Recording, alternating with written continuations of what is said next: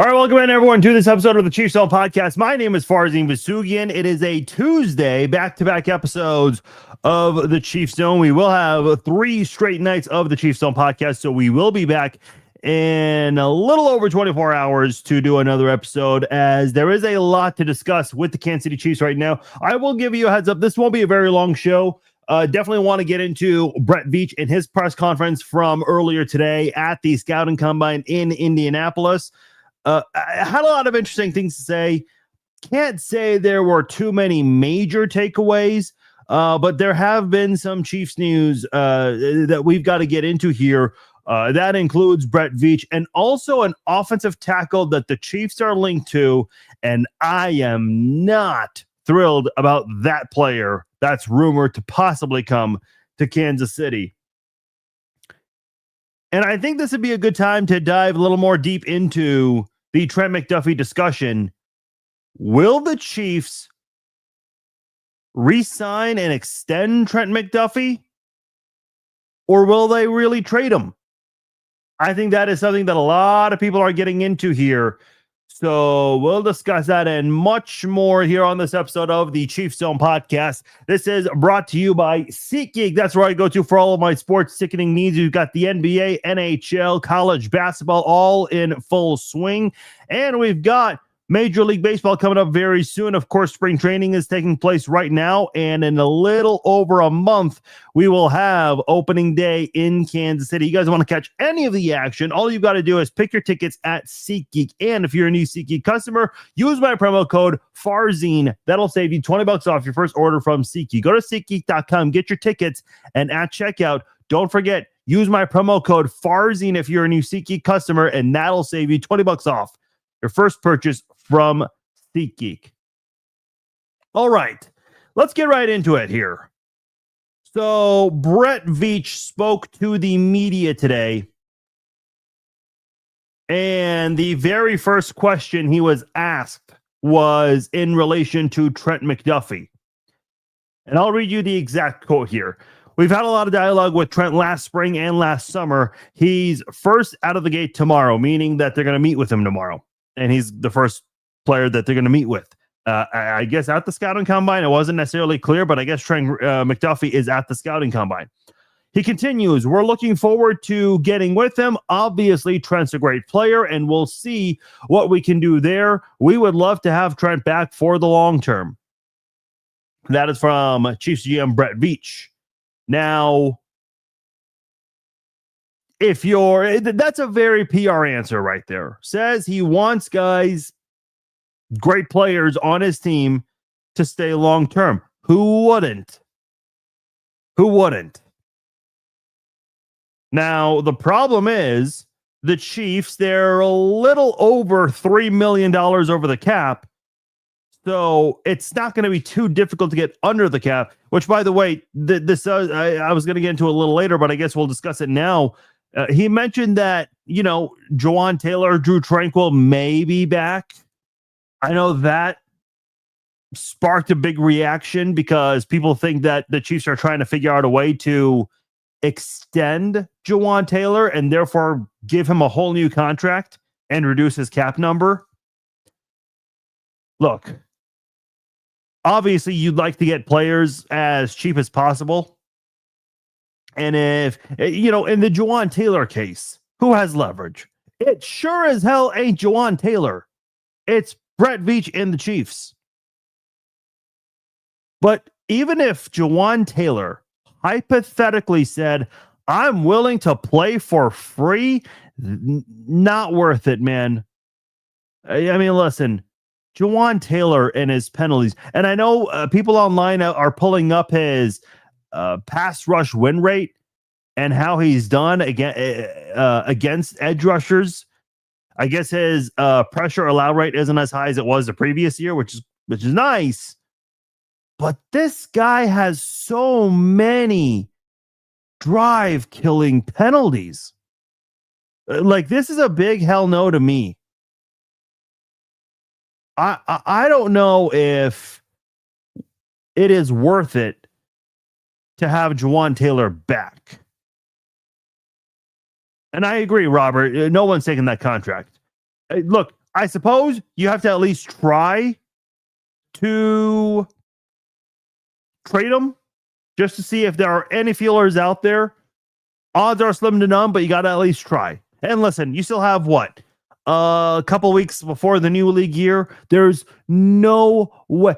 If the Chiefs, even if they can figure out a way to reduce the cap number and re-sign him to a whole new deal, if the Chiefs kept Jawaan Taylor, they're not serious about winning in 2026. I'm sorry, but I have to say it. You have to move on from Jawaan Taylor. Look, I'm a big believer in Eric Bieniemy, and I know there are a lot of Chiefs fans that are kind of up and down with Bieniemy. I'm a big believer in Bieniemy in that he is better at holding players accountable, way better than Matt Nagy was. But some players just aren't coachable. And I don't like, again, it's 55 penalties in 3 seasons. That's an average of 18 per season. Okay, maybe the number goes from 18 to 9, half of that. That's still a lot. And again, it's not just the amount of penalties he committed. It's the specific moments, like on 3rd and short that turned into a big play, and then it turned into 3rd and long. Well, 3rd and long, usually more times than not, you don't win that battle on offense. Like those are just the kinds of things Jawaan Taylor did on this football team that really made him a liability from day one. Okay, maybe he was picked on, but it became very clear that, you know, your head should be on the center's hip line. And that's not the case. I mean, he was clearly offside many, many times. And the Chiefs have just got to move on from that. So I really hope that the Chiefs move on. Again, as big of a believer I am in Eric Bieniemy, I just don't know if this is worth the headache. Plus, what did you get Jalen Moore for? I know Jalen Moore wasn't great, but I mean, he's not committing so many penalties. And I think Kingsley Suamataia is taking a step in the right direction. I think he can only improve at left guard. I think Kingsley was average. Creed Humphrey, Trey Smith, and for the games he was available, Josh Simmons. I think all 3 of those guys were great. I think Kingsley was average. Had some good games, had some bad games.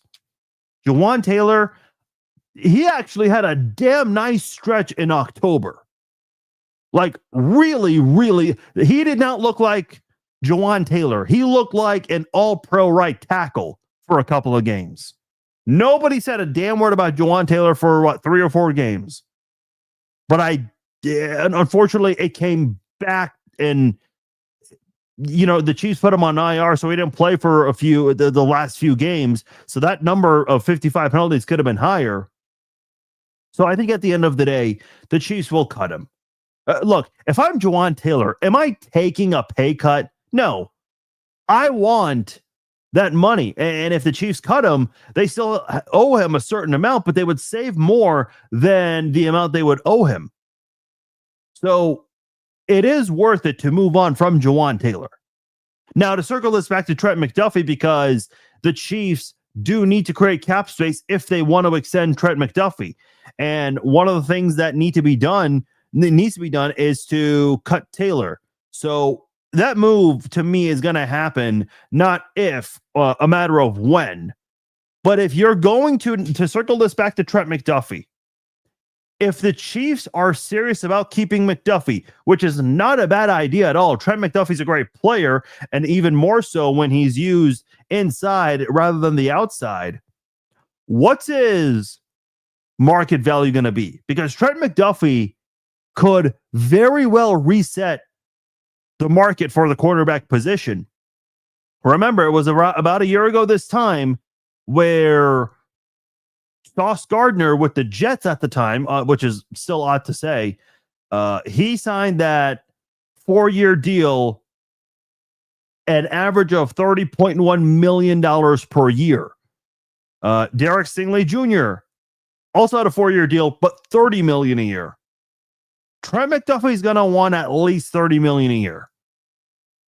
And unless you backload that contract, I don't know how you're going to be able to keep Trent McDuffie. That's if they find a way to keep McDuffie, the front portion of the contract, meaning the early years, 2026 and 2027, assuming it's going to be a 4-year contract, that's going to have to be a very small amount. Maybe a 5-year deal where, in 2029 and 2030, those numbers are much bigger than 26 and 27 years.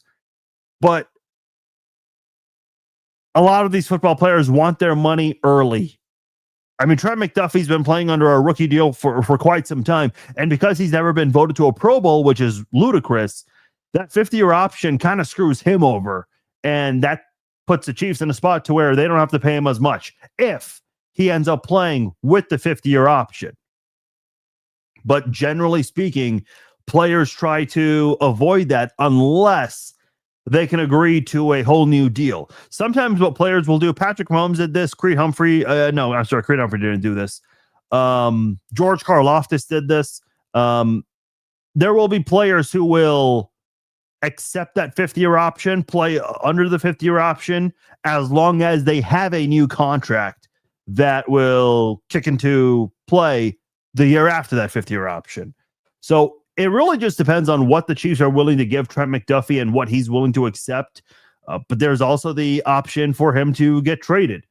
And if you get traded, what's the reasonable compensation? I would say at least a 1 and a 4, a first-round pick and a fourth-round pick, or a second and a third-round pick. I'd like for it to be a first and a third, but I don't think any team would give up that much for a quarterback. I know a lot of you guys are going to say the Colts gave up 2 1s for Sauce Gardner. Yeah, I think, during a season, some teams, not every team, some teams will give up the farm.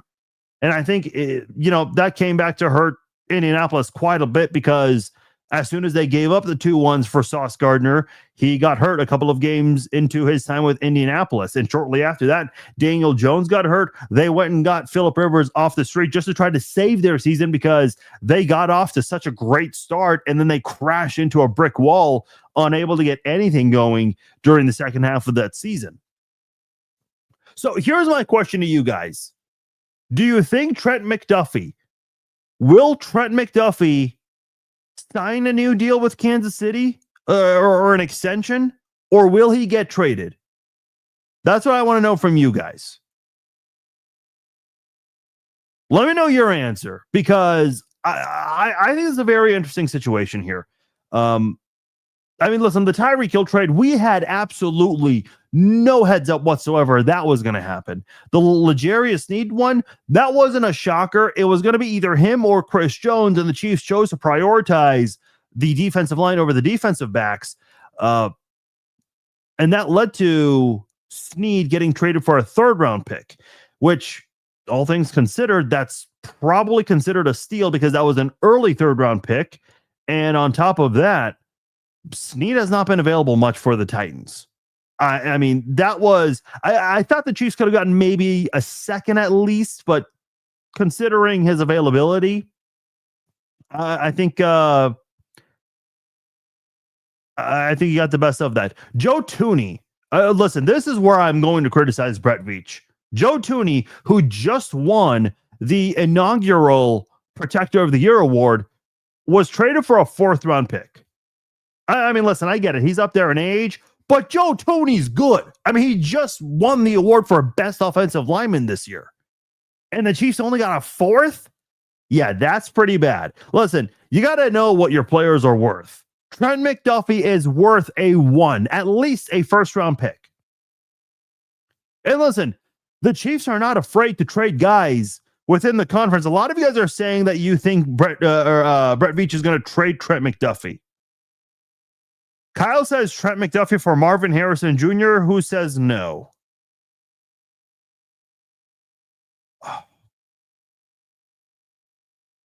I get the situation Arizona's in, but I have a hard time believing they'd maybe not give up on Marvin Harrison Jr., but not give him away. at this point. Susan says, I think he will sign because it's Kelsey's last year and he wants to be a part of it. We will get into Kelsey in a moment. Trade the little short dude. He is weak. I mean, he's been great. He's had a couple of bad games. I mean, listen, I don't know who you would consider the 5 best cornerbacks in NFL history, but they've all had bad games before. What have Trent McDuffie's bad games been? The Dallas Cowboys game this year and the 2 Super Bowls against the Eagles. Other than that, like, Trent McDuffie's been pretty damn good for you. Sure, he doesn't get a lot of interceptions. That's because he's covering the hell out of the guys he's assigned to cover. I mean, listen, you can't get interceptions if you're doing a damn good job of covering a receiver to the point where the quarterback's too shy to even throw in your direction. It's not like edge rusher where, you know, if you're George Karlaftis, nothing's stopping you from getting a sack. You just have to be better than the offensive tackle in front of you. What's stopping Trent McDuffie from getting so many interceptions is he covers receivers pretty damn well, and quarterbacks don't want to throw in that direction. I mean, that sometimes, I mean, I don't want to say that's better than an interception, but I think from an individual standpoint, in the case of trying to get an extension, that certainly will bode well for a player and trying to land a big deal. I know a lot of us are stats driven people. I am as well. But sometimes there are these stats behind the stats, if you will, the stats that don't show up on ESPN and NFL.com, to where he just absolutely thrives. Yeah, $30 million a year is pretty damn tough. And listen, how do you afford that? Well, what if, and I know no one's going to like to hear this, especially if you're a Swiftie, what if you choose to not retain Travis Kelce? Okay, so here's my next question, because Brett Veach was asked about Travis Kelce, and he said, again, he gave a very PR answer to where, you know, we're preparing with him and we're also preparing without him. The Chiefs have made it very clear that they are in conversations with Travis Kelce. By the way, one other note about the Trent McDuffie thing, and I hate to say this, but you are sometimes competing against your own teammates. Like when Trent McDuffie and George Karlaftis, when they both got drafted by the Chiefs, yeah, they became teammates. But listen, everyone wants their money. In a sense, McDuffie and Karlaftis both became competitors because you have to know, and I'm sure their agents both informed them, that because you have another teammate that was also a first-round draft pick, if he signs an extension before you do, that might spell the end of your time with that team. So I think George Karlaftis, and listen, we can debate for another time how Karlaftis did not play well last year. But Karlaftis did sign the extension before McDuffie signed his. And that led, or could lead to, McDuffie getting traded. We'll see. But as far as, Jody, I didn't finish my statement there. But Andy Reid had his press conference last week. Brett Veach had his press conference today. They both were asked about Travis Kelce and his future and if there's been any dialogue.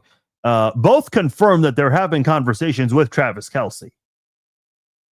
Now, Travis Kelce on his podcast has, I guess, unintentionally inferred about, he's made comments as if he is coming back. He talked about how he can't wait to see Eric Bieniemy back in the building. Well, a retired player is not going to say that. I mean, that only comes from someone that's actually going to be part of the team. Now, could the Chiefs choose to move on from Kelce? I don't think they will. But I'm listening to Sports Radio 810, and they're trying to string up this narrative like there's a serious chance the Chiefs could move on from Kelce. That's not happening. I just don't see that happening. I'm not going to listen. Never say never, but I do think Kelce will be back. Now, what he's going to play for in terms of his contract, I don't know. just because he's about to marry a multi-billionaire does not mean Travis Kelce's willing to play just from the goodness out of his heart so he could win one more Super Bowl ring. Guys are going to want to get paid. Guys are going to want to get paid. And listen, not that I'm suggesting this would happen or wishing any of that. Listen, you never know what could happen in any relationship. It could all come to an end surprisingly. You're going to want to make your own money as much as you can. And I think Travis Kelce, given this could be his final season, we don't know, but more likely than not, this could be his final season. He's going to want to make a lot of money. And look, Travis Kelce did not have a bad year last year. I know Mike Tannenbaum is, again, a stats-driven guy, but Travis Kelce was not bad last year. For a 37-year-old, he was pretty damn good. He was top 6 in yards after the catch, receptions, and receiving yards. He would have had 1,000 receiving yards if Mahomes did not get hurt in the fourth to last game of the season. So, to me, listen, I think Kelce will be back. And I think the Chiefs will do everything possible to bring him back. However, here's the one caveat with Kelce. How long is the negotiation going to take? You can't just sit here and say, okay, we've got $10 to $15 million allocated and we're not touching this because it's reserved for Travis Kelce. Meanwhile, other players are going to sign elsewhere. The players that you're trying to re-sign might get interest from other teams. So you can't just wait around forever and say, okay, you know, listen, I've seen a couple of people say that, you know, you don't tell Travis Kelce, the tight end GOAT, when to make a decision. I fully agree. Travis Kelce, the tight end GOAT, but folks, we're not here. You don't have time to wait around. Listen, Dana White of the UFC, he's always said it best. They don't wait around for anyone. They have a pay-per-view every month, sometimes 2 pay-per-views a month. They've got big shows to put on. If someone is the number one contender, but they're not willing to fight because they don't agree to the terms of the contract or the timing of the fight, well, guess what? They're not going to wait around for you. They're going to give the title match to somebody else. Especially if the champion wants to be an active champion. You don't get paid just to be the champ and walk around with the title around your shoulder or your waist. You got to fight and still get paid. To get paid, I should say. So the same thing here. I mean, the Chiefs, look, Travis Kelce knows how business works. He was pretty transparent. I can't remember if it was on his podcast or in an interview he did with the media, but he made it very clear that he's got to make a decision at some point. He can't be holding the Chiefs hostage. I mean, if he's ready by free agency, then hey, get the deal going at some point between now and March the 11th. If not, the Chiefs have got to move on. I know that they've been very respectful of Travis Kelce and trying to be respectful of, you know, wedding planning and all these things, which, first of all, look, I mean, sure, wedding planning can be crazy and all, but can we stop acting like Travis Kelce is the first NFL player to ever get married? I mean, people are acting like, you know, him getting married is a big obstacle in the way of getting that contract. I mean, listen, a lot of you guys are married. I know people who've gotten married and they still get work done. I mean, you don't hold your entire life. You don't put it all on pause just because you're focusing on just one thing. You still have a lot of things to address. And again, I'm not trying to be disingenuous about that. It's just the way people are bringing up, oh, we know Travis Kelce's getting married. Great. That has nothing to do with him getting a new contract with the Chiefs. It just doesn't. I think the way people are talking about it, they're acting like he has to decide either get a new contract or get married. It's just the way people, maybe I'm overthinking it, but that's just the way some people are making it sound really weird. Unfortunately, it was a trade between friends. Maybe Ryan Pohl will do us a solid when we need a favor. It's actually not a bad take there, Paul. Remember when the Patriots traded Matt Castle and Mike Vrabel to the Chiefs? when there were teams out there that were actually offering a first-round draft pick just for Matt Castle. And the speculation was that Belichick did it as a favor for Scott Pioli. Yeah, I suppose that's always a thing. Yeah, I agree, Kimberly, 100%. They're not relatable. In light of Kelsey's performance last year and with limited team resources, which is a valid point, where's the balance between paying fair market value and not overpaying? Yeah, that's a good question. I don't really know. I don't know what Kelsey could be worth at 37 years old, which, listen, and I know last year was not a good year for Kelsey. That was the lowest yard per catch average he had in his career. He was still top 5 in receptions and receiving yards among tight ends. I know people love to bring up that Kelsey is old and quote unquote allegedly washed up. Dude, if Kelsey's washed up and was top 5 in a couple of categories among tight ends, what does that make the other tight ends? I mean, this is just kind of the narrative around Kelsey has always been weird to me. It's always been weird. I think again, no one's saying Kelsey is what he once was, not even close to it, but he's still able to deliver when the team really needs it. I mean, he made a couple of Broncos defenders miss when he went and got that franchise record-breaking touchdown score. And we're talking a Denver defense that's, I've said many times, they are the best defense in the NFL.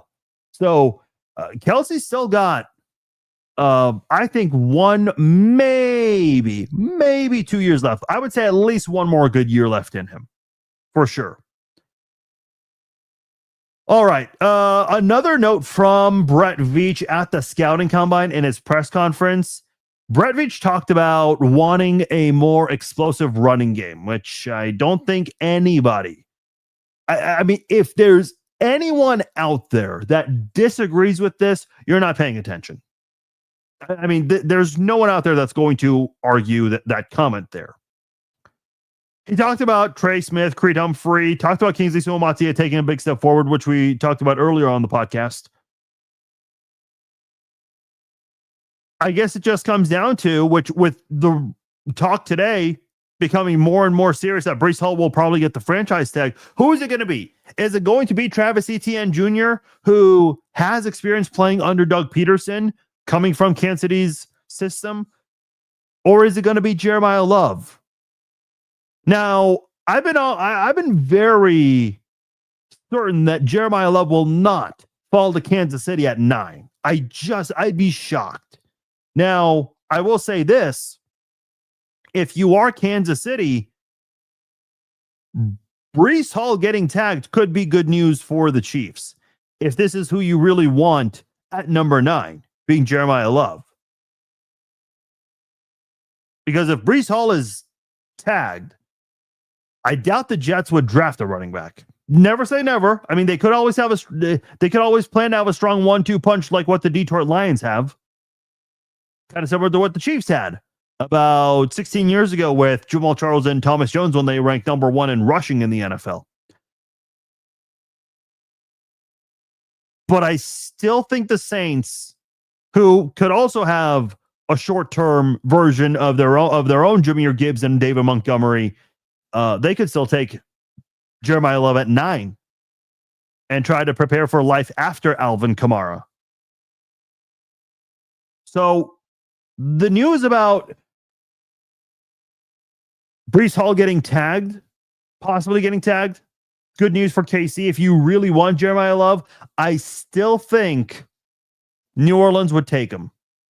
And if not, it's either going to be Reuben Bain Jr. or Jeremiah Love. I'd be surprised if both players were available at 9. But listen, the beauty of free agency is you try to do whatever you can to have as many serious needs possible in the draft. That way, you can address the big needs that you really have to attack in the first 2 or 3 rounds. Then the rest of the draft can be depth purposes. And we know Kansas City at the moment does not have a lot of draft capital.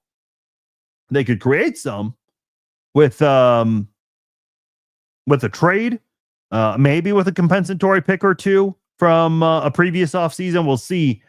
But those are the things that that could allow the Chiefs to get more draft picks. Do you feel like the Kelsey news is overblown? I do.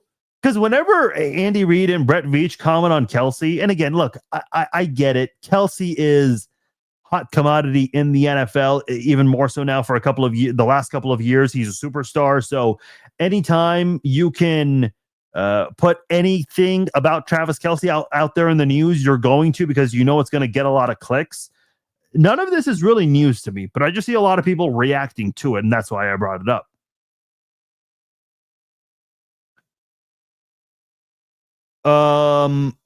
Brett Veach did mention a couple of offensive linemen by name in a press conference in the draft. Speaking of offensive linemen, and I'm not going to go further into it because I didn't think Brett Veach had too much to say in today's press conference, but there is a report that the Chiefs are linked to an offensive tackle. This comes from Jason Lockenfora. Now, I know he's not the most respectable NFL insider. He used to be with CBS Sports. I don't even know who is Jason Lockenfora with. Last I checked, Jason Lockenfora was working for a local sports talk station. Oh, and what do you know? 5 days ago, Jason Lockenfora left 105.7 The Fan. I believe that is a Baltimore station, if I'm not mistaken.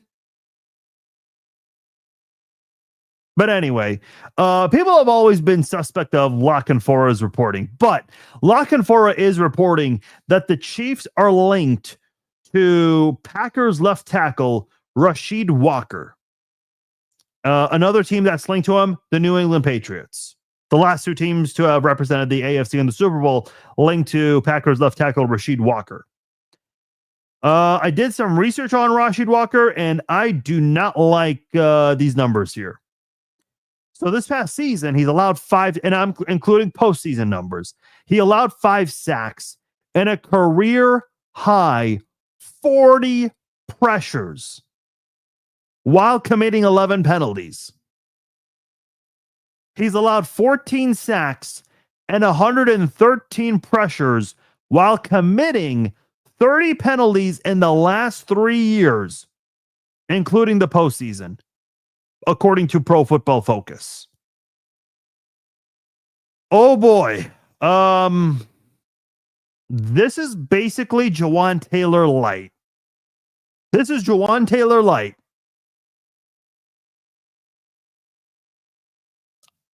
Listen, I want the Chiefs to move on from Jawan Taylor, but if you're looking for his replacement, I sure as hell hope it ain't this guy. This would, I mean, you're basically getting a mini version of Jawan Taylor. This would be horrible. Like, was watching your quarterback suffer a knee injury? And listen, he escaped the pocket and was trying to make something happen. I'm not saying that specific play was because of bad protection, but Mahomes has had to do a lot of running this year because of some bad protection at times. But do you want your star quarterback to be on IR again? Look, you just wasted a season with Patrick Mahomes finishing 6-11. When Patrick Mahomes is your quarterback, you do not waste a single season with him. You have to maximize his potential for as long as he's in Kansas City. I mean, listen, I know the Patriots, they just came off a Super Bowl appearance, but right before that, the Patriots were awful. They were straight up garbage, back-to-back 4-win seasons. I mean, let's just say the Patriots were not who they were this year. Let's just say they had another 4-win season, and not that Robert Kraft ever views it this way, but from a fan's perspective, it's like, look, they won 6 Super Bowls in 18 years. So I guess the payoff for having this kick-ass dynasty, you're going to have a down year for a while. Now, with Mike Vrabel, I don't think they'll be having any down years anytime soon. My point is, when Patrick Mahomes is gone, we don't know who the next quarterback of the Chiefs will be in the 2030s. But what I do know is, if you can maximize his potential for his entire time here, Well, whenever Patrick Mahomes does hang it up, you can at least say, yeah, we may not be as good as we once were, but at least we can say we enjoyed a dynasty. You don't get to revive your dynasty by bringing in Rasheed Walker unless the Chiefs see something in him at right tackle that they think this is going to work out. Listen, they converted Juwan Taylor from a left tackle to a right tackle, and that was a train wreck. It never worked. It didn't work. I really hope the Chiefs are not after this guy. I hope this is the biggest display of fake news that's out there, because this cannot happen.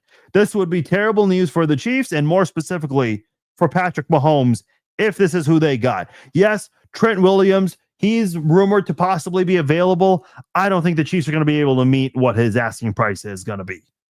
And I see your comment, Donald. I just, that'd be great. That would be amazing. But I don't know if, listen, if the 49ers cannot afford Trent Williams, what would the Chiefs, how would the Chiefs be able to afford it? The only way you can find a way to afford it is if you choose not to bring back Travis Kelce, assuming Kelce wants a big deal. So again, we're just trying to be realistic here. A couple other notes before we get out of here. One thing, I didn't mention this last week. I was going to, and I forgot to bring this up.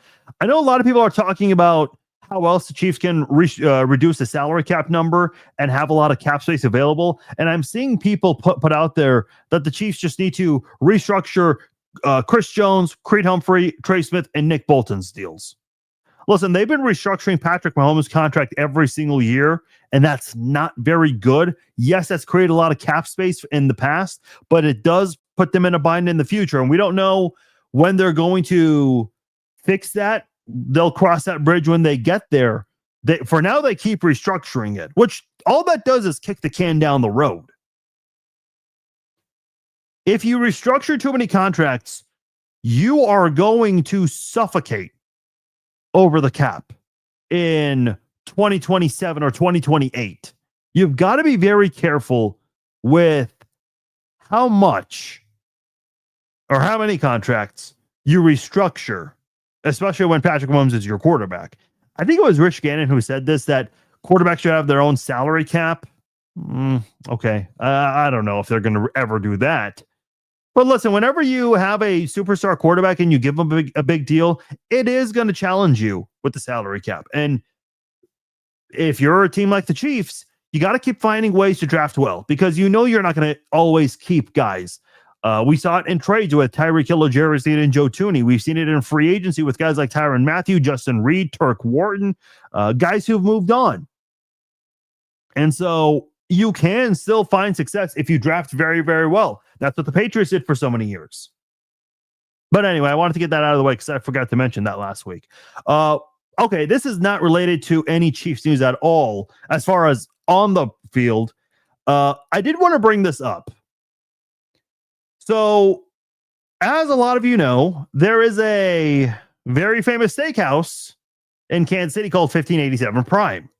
Obviously, the numbers 1587 come from the jersey numbers of Patrick Mahomes and Travis Kelce. There is a sneaker company out there with the name 1587.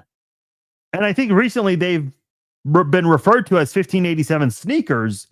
And they've even accepted the title of 1587 Sneakers just to help create to differentiate from the steakhouse. Now, the sneaker company 1587, they have filed a lawsuit against Patrick Mahomes, Travis Kelce, and Noble 33. Noble 33 owns a lot of restaurants across the country and outside the U.S., including 1587 Prime. They are claiming, and I want to get this right here, they are claiming that the lawsuit, they're basically alleging trademark and apparel infringement. The lawsuit alleges that the restaurant name infringes upon its usage of the identical number combination. Now, if you're wondering where 1587 Sneakers got their number, it's because, first, I should mention, they're an Asian American owned sneaker company. I think the first documented Asian to be in the United States came in the year of 1587, according to their website. So they wanted to honor that, which is totally understandable and actually pretty cool. Now, according to ESPN, and this is actually extremely important here, 1587 Sneakers did not apply for the 1587 trademark until last October, and the application is still under review by the U.S. Patent and Trademark Office. Meanwhile, 1587 Prime is a trademark for the steakhouse that Mahomes and Kelsey's company applied for in December of 2023.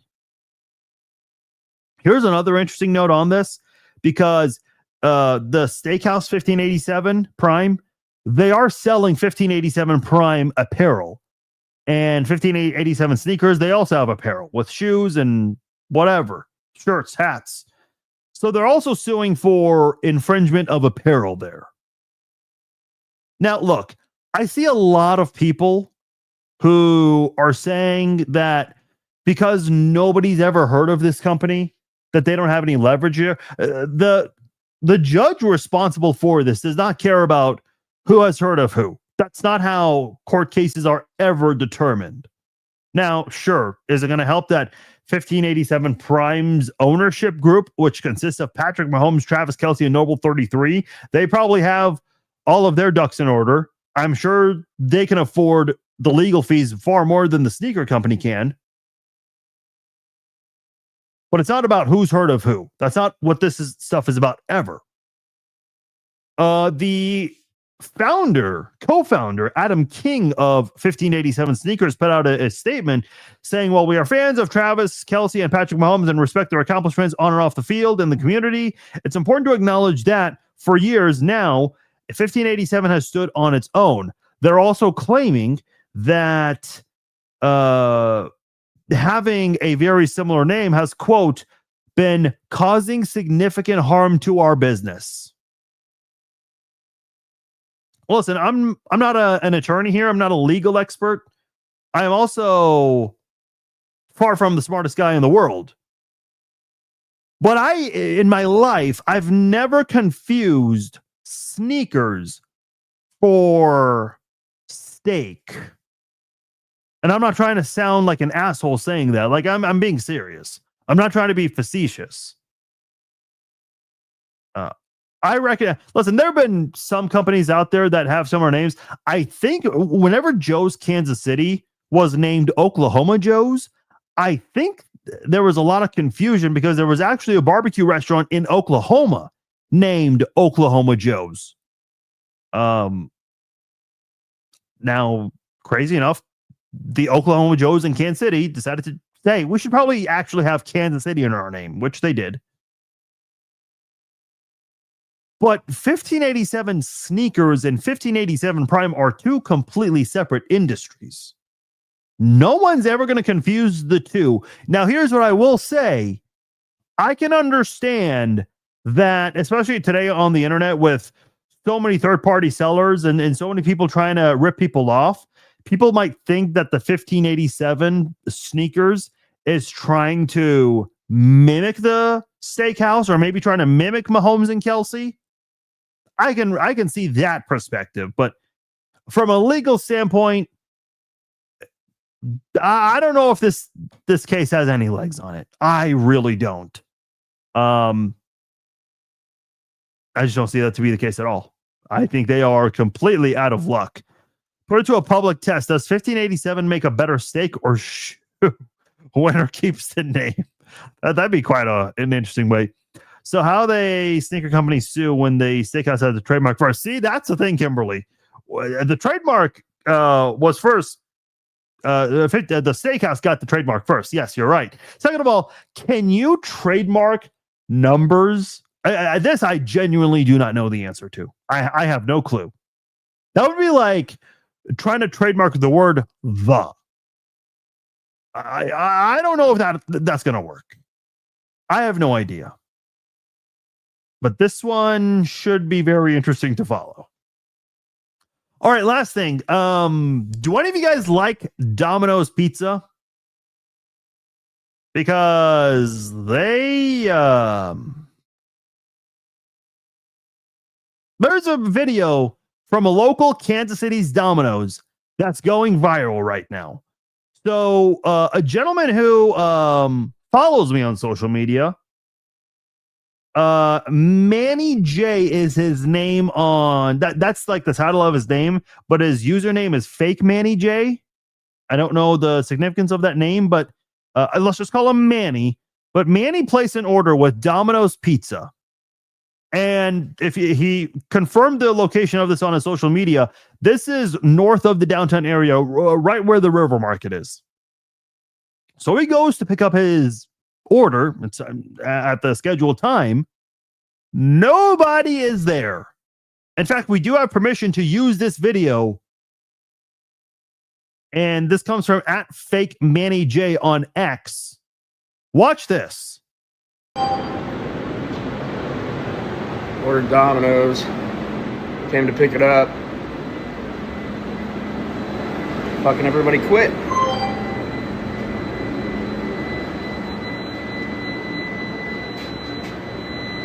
Office doors unlocked. There's not a soul here.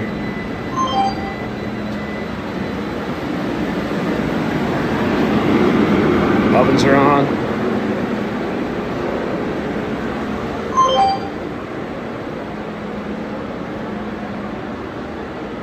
Hello?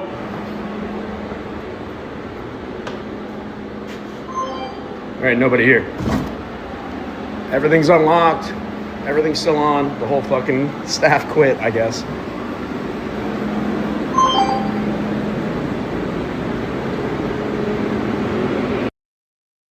So again, this is the Domino's location near the River Market, just north of downtown Kansas City. Bro, I mean, look, he's walking around the area where the workers should be working. Doors are open. The front door was unlocked. Nobody is there. Literally no one. I mean, he even goes up to the stove right there, puts his hand over it, and he can feel some warmth. I mean, the stove is clearly on, according to him. I mean, dude, you can just see like boxes are still everywhere. Like they didn't even bother cleaning up. I mean, he's looking at the break room all the way in the back. Nobody is there. And I want to show you guys this part right here. Look at that. I mean, that's where they make the pizza right there. That's where they put all the ingredients, everything. Dude, that place is a mess. They didn't even bother cleaning it up. I mean, whoever was here, Kimberly says it's a long smoke break. Yeah, so a lot of people are making jokes. Hey, maybe they went to go smoke a blunt. They just didn't want to get caught. I mean, obviously, not everyone can go to a smoke break at once. You have to have at least one person in there. But dude, I mean, look at the dough. It's just sitting there. If John Taffer walked into this, he would be shouting, "Shut it down immediately." I mean, this is a mess. I mean, this is, by the way, Domino's Pizza responded to this and they said, "Hey, Manny, please click on this link and put in reference number, blah, blah, blah, and explain what happened," as if you really need your customer to explain what happened. By the way, so according to Manny, he did call the police, and a manager from a different Domino's nearby came over, took care of he was not the only customer that was waiting around. There were other people waiting for their pizza as well. They just had no idea what in the hell. They just didn't know what was going on, because this is pretty unprecedented. But another manager came, shut everything off, and I believe he refunded everyone that was waiting on a pizza. And the store closed for the night. Now, me being me, as some of you guys think I'm a journalist, so I decided to put on my journalism hat, which I haven't done for several years. I decided to give the Domino's Pizza a call. Somebody actually answered the phone and they asked if I wanted to do delivery or pickup. Now, obviously, I don't need to waste their time, so I immediately hung up the phone. I'll be honest, I was not even expecting anyone to answer the phone, so I was not even prepared to even say anything anyway. I was like, oh, shit, I'll just hang up. So they do have workers there today, just to be very clear on that, if I'm assuming I called the correct location. But, dude, I just want to know, like, what happened? Apparently, something went down to where the employees were not happy. The manager clearly said this is not worth it for him, so he decided to leave as well. I mean, this doesn't just happen. Listen, my very first job when I was 16 years old, I worked at a McDonald's. You want a big secret? It sucked. No one likes working in fast food. It is not a glorious job. It doesn't matter if you're just a new employee there, a cashier, or if you're a manager. Nobody likes working. Nobody ever likes working in fast food. But this is. Well, look at the break room. There are bikes there. I assume those are delivery bikes, not someone's personal bike. Unless they said, fuck it, we don't want the bike back either. Dude, people just abandoned this place and they never came back. What a sad story that must be. I used to work at a Staples, and there was one coworker there who, let's just say he was not living up to the standard. I mean, he just wasn't performing as well as he should have. And the managers had a talk with him. And to all of our understanding, he was still expected to come back to work. He was still on the schedule. He just stopped showing up. I mean, unless the place of business did something extremely disrespectful to you, not showing up is extremely disrespectful. It's funny. I actually know of the guy. He went to the same college as me, and I actually saw him working at a gym, the same gym I was working out at. And the guy would not make any eye contact with me whatsoever. I mean, I think he was just so embarrassed about the way he went out. He doesn't want any communication whatsoever with anyone else, which I thought was really weird. But, yeah. Bro, I mean, that Domino's, the work environment must be pretty bad. If it led to people just walking out. Yeah, Brad, that's the end of the show. I mean, we're done.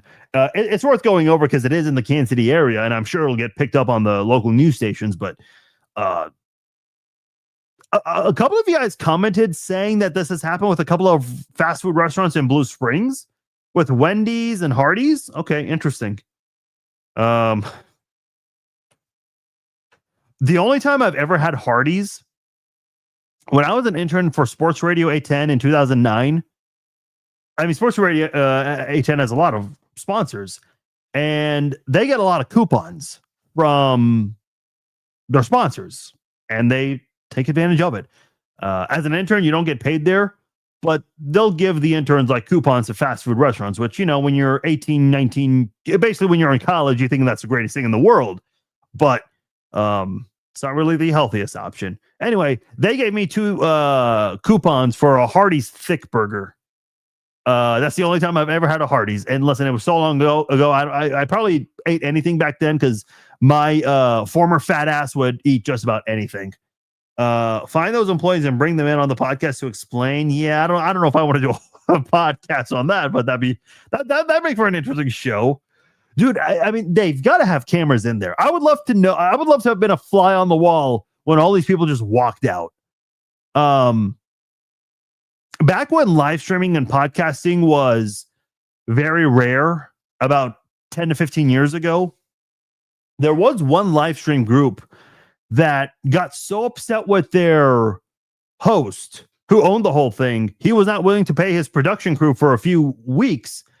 And for whatever reason, I got stuck in this chainmail of people getting upset that they can't book guests. No one's willing to do their job, and people just walked out. Now, you don't physically walk out. I mean, you just announce it through email and then not show up. But yeah, those kinds of things unfortunately happen in our workforce. But that is interesting. You place an order for pizza, and listen, people love their pizza, whether it's Domino's, Minsky's, whatever it is you might like. Pizza Tassio's, Waldo's Pizza, and to show up and see no one's even preparing your pizza must not be a very good feeling at all. All right, that'll do it for this episode of the Chiefs Zone Podcast. My name is Farzin Vasugian. We will be back in 24 hours. It's going to be another short show tomorrow. Not going to cover too much here, but we'll discuss some things. So 7 o'clock Central Time tomorrow, it'll be our last show of the week. There will not be a Red Friday Q&A live chat this week. I think a lot of the things that we've talked about that's been in the news this week, we've already covered and touched on. So we're not going to do a Q&A live chat this week. Did one last week. Was a great turnout. I appreciate those who came out. Before we sign off here, do not forget, if you want to attend the Chiefs Zone Live, our first ever Chiefs Zone Live, we will be at Planet Comic-Con Kansas City, Sunday, March the 29th, 2:30 p.m. Go to planetcomiccon.com and get your tickets there. You can get a 3-day weekend pass, or you can get just a Sunday pass if you want to come out just for the Chiefs Zone Live. So if you haven't already, get your tickets there. We're currently giving away 2 weekend passes on Instagram. So if you haven't already, go to either my Instagram or Planet Comic-Con's Instagram and check out the giveaway we've got going on right now, which will end this Saturday. Once again, I am Farzin Vasugian. Thank you all for joining me on this Tuesday. I will talk to you all in 24 hours. Good night.